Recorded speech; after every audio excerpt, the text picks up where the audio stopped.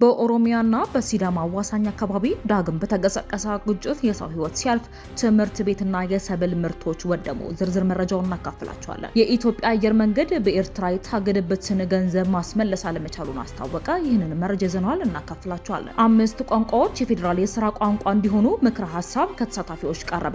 የውጭ ቋንቋዎች የፌዴራል የሥራ ቋንቋ እንዲሆኑ ምክረ ሐሳብ ቀርቦ የእኛን ቋንቋዎች ያጠፋል በሚል አከራካሪ ሆኗል። ስለዚህ መረጃም እናካፍላችሁ ይሆናል። የቮይስ ኦፍ ኢትዮጵያ ቤተሰቦች ሰብስክራይብ ማድረጋችሁን እያስታወስናችሁ በዝርዝር ወደምንመለከታቸው ጉዳዮች እናልፋለን።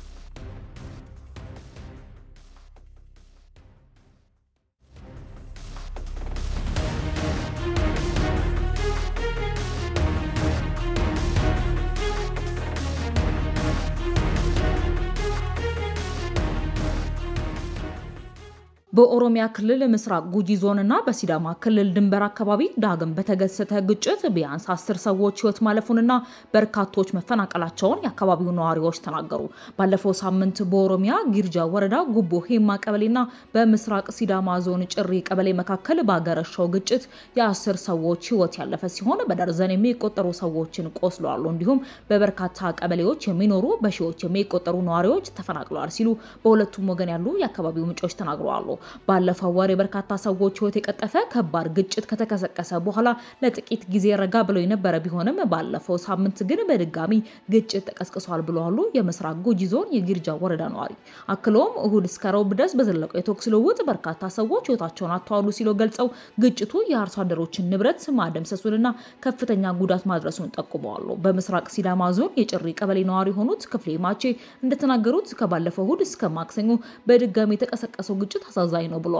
ሌላው የጭሬ ቀበሌ የከተማ ነዋሪ በሲዳማ በኩል ጉዳት መድረሱን ገልጾ ግጭቱን የተለያዩ የገጠር አካባቢዎች እየተካሄደ በመሆኑ የሞቱትንና የቆሰሉትን ትክክለኛ ቁጥር ሙሉ በሙሉ ማረጋገጥ አልተቻለም ብሏል። ሆኖም በማክሰኞ ዕለት በነበረው ግጭት ብቻ 4 ሰዎች መገደላቸውን አረጋግጦ ለ3 ቀናት በተካሄደው ግጭት በሲዳማ በኩል 10 ያህል ሰዎች እንዳልሞቱ እንዳልቀረ ተናግረዋል። ቀደም ሲል የሲዳማ ክልላዊ መንግስት በምስራቅ ጉጂ ዞንና በሲዳማ ክልል አጎራባች ወረዳዎች ተቀስቅሶ የነበረው ግጭት መቆሙን አዲስ ስታንዳርድ ግንቦት 17 ዘግቧል። የሲዳማ ኮሚኒኬሽን ቢሮ የክልሉን የሰላምና ጸጥታ ቢሮ ጠቅሶ ባወጣው መግለጫ በምስራቅ ሲዳማ ዞን ጭሬ፣ አሮሪሳና ሁቁ ወረዳዎች እንዲሁም በምስራቅ ጉጂ ዞን ሄማ አካባቢዎች ግጭቶች ተከስተው እንደነበር ተገልጿል። መግለጫው የግጭት መስፋፋት በሲዳማ ክልልና በኦሮሚያ ምስራቅ ጉጂ ዞን የሰው ህይወት እንዲጠፋና የንብረት ውድመት እንዲደርስ ማድረጉንም ነዋሪዎች ከቀያቸው መፈናቀሉን ጠቅሷል። ይህ በእንዲህ እንዳለ በቅርቡ ከተካሄደው የምርጫ ዝግጅት ጋር ተያይዞ ስፍራው በምስራቅ ጉጂ ዞን የምርጫ ጣቢያ ስር በመውደቁ ምክንያት አለመግባባት መፈጠሩና እዚህ አካባቢ ምርጫ መካሄድ የለበትም የሚሉ ጥያቄዎች መነሳታቸውን ገልጿል። ይህም የመጨረሻ የመንግስት ቢሮዎችን ወደ ማውደም እንዲሁም የኦሮሚያ ክልልና የፌዴራል ሰንደቅ ዓላማዎችን ወደ ማቃጠል በማምራት ግጭቱን እንዳቀጣጠለው አስረድቷል። የሁለቱም ወገኖች ነዋሪዎች በወቅቱ በተከሰተው ግጭት የሰው ህይወት ማለፉንና በንብረት ላይ ጉዳት ማድረሱንም ገልጸዋል። የክልሉ መንግስት በግንቦት 16 መግለጫው ግጭቱ ወደ ሌሎች የኦሮሚያ ክልል አዋሳኝ አካባቢዎች እንዳይስፋፋ ሁሉም ወገኖች በጋራ እየሰራ መሆኑን የገለጸ ሲሆን ወንጀል የፈጸሙትን ወይንም ግጭቱን ያቀጣጠሉትን አካላት ለህግ ማቅረብ እርምጃ እንደሚወስድም አስታውቋል። በሌላ መረጃችን የኢትዮጵያ አየር መንገድ በኤርትራ የታገደበትን ገንዘብ ማስመለስ አለመቻሉን አስታወቀ።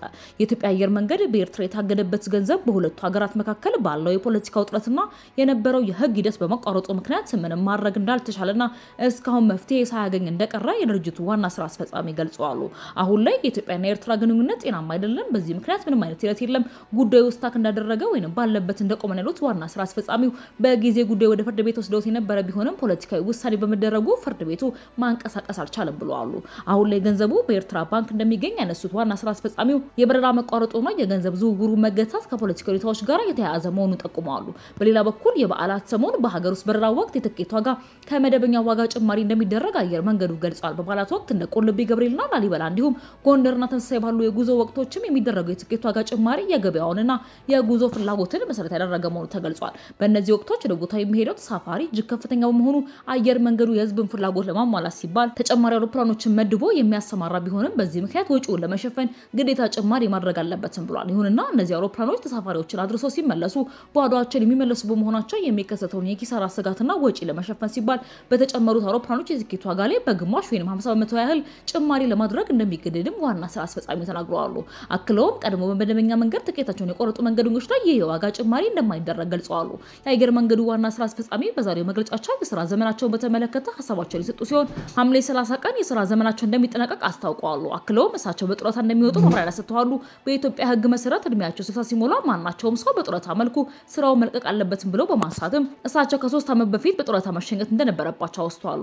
ሆኖም ግን በተቋሙ ጥያቄና በመንግስት ውሳኔ የስራ ዘመናቸው ለ2 ዓመታት እንዲራዘም ከተደረገ በኋላ በመቀጠል ሌላ 1 ዓመት ተራዝሞ በቀጣይ ሳምንት እንደሚጠናቀቅ አስታውቀዋል። በአሁኑ ወቅት ከጡረታ መውጫ እድሜያቸው ላይ ቆይታ ማድረጋቸውና ወደፊት በጡረታ መሰናበት የሚጠበቅባቸው ቢሆንም የቆይታቸው ሁኔታ ግን በመንግስት የሚወሰን መሆኑንም አስረድተዋል። የቮይስ ኦፍ ኢትዮጵያ ቤተሰቦች ዳግም ሰብስክራይብ ማድረጋችሁን እያስታወስናችሁ ሌላ ጉዳያችን እንሻገራለን።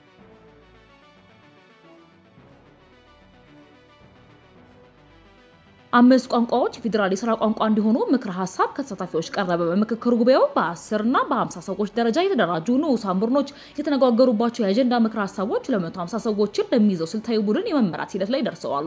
ጉባኤተኞቹ ከሚመክሩባቸው 8 አጀንዳዎች መካከል የሀገር ግንባታ አንዱ ሲሆን በዚሁ አጀንዳ ላይ በ10 እና 50 ሰዎች የተደራጁ ንዑሳን ቡድኖች በውይይታቸው ያቀረቧቸውን ዋና ዋና ምክር ሐሳቦችን ጉዳዩን በጥልቀት የተከታተሉት የቲክቫ ኢትዮጵያ ምንጭና ከሰላም ተጽዕኖ ፈጣሪ ኢትዮጵያውያን ማህበር የተወከሉት አቶ ከበደ ፉንዳ አብራርተዋል። እኚሁ አካል እንደገለጹት በዚህ አጀንዳ ሀገሬ ማናት፣ የብሔር ወይስ የዜጋ፣ ኢትዮጵያዊ ማንነት፣ ዜግነት፣ ብሔርን ወይንስ መድብለ ብሔራዊ ፌዴራላዊ ማንነትን መሰረት ካደረገ ከኛ ወይስ ከነርሱ ከሚለው ከፋፋይ ትርክት እንዴት ወደ እኩልነትና የጋራ ተጠቃሚነት ስሜት እንደሚመጣ፣ የሚጋጩ ታሪኮች እንዴት እንደሚታረቁ፣ የጨቋኝ ተጨቋኝ ትርክት እንዴት እንደሚገመገም፣ በኢትዮጵያ ባንዲራ ያለው አርማ እንዲወጣና በርግብና በሌሎች ምልክቶች እንዲተካ፣ የፌዴራል የሥራ ቋንቋ ጉዳይና በሌሎች ጉዳዮች ላይ የተለያዩ ምክር ሐሳብ ቀርበውበታል። የፌዴራል የሥራ ቋንቋ በሚመለከት ስለቀረቡ ምክር ሐሳቦች ማብራሪያ ሰጡን ስማቸው እንዲጠቀስ ያልፈለጉ ታማኝ ምንጭ አማርኛ በብዙ ኢትዮጵያውያን የሚነገር ከመሆኑ አንፃር አሁን ያለው የፌዴራል ሥራ ቋንቋ መሆኑን ይዞ ይቀጥል ወይስ አማርኛና ኦሮምኛ የፌዴራል ቋንቋዎች ይሁን የሚለው ምክር ሐሳቦች መቅረባቸውን ተናግረዋል። እንዲሁም አማርኛ፣ ኦሮምኛ፣ ትግረኛ፣ አፋርኛ፣ ሶማሊኛ የፌዴራሉ የሥራ ቋንቋ ይሁን የሚሉ ሐሳቦች መቅረባቸውን ገልጸው አማርኛ ብሔራዊ ቋንቋ ሆኖ ሌሎቹ ደግሞ የፌዴራል የሥራ ቋንቋ ይሁኑ የሚል ምክር ሐሳብ አለ።